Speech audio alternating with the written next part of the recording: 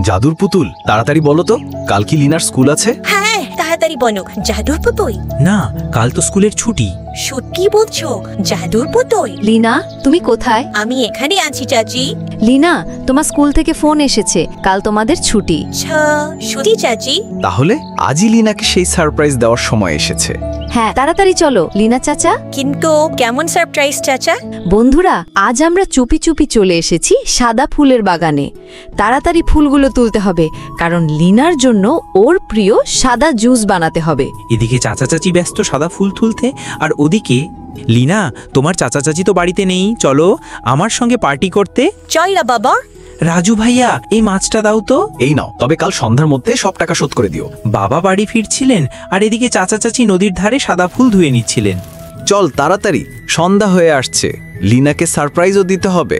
তারপর চাচা চাচি তাড়াহুড়ো করে বানাতে শুরু করলেন লিনার প্রিয় জুস। লিনা দেখো, পার্টি রেডি, আরাম করে খাও, তোমার চাচা চাচি আর আসবে না। এই নাও, লিনার ফেভারিট সাদা জুস রেডি, চল ওর কাছে যাই। আরে, এরা এত তাড়াতাড়ি কিভাবে এলো? সরাবি, তোর আর কোনো কাজ নেই নাকি?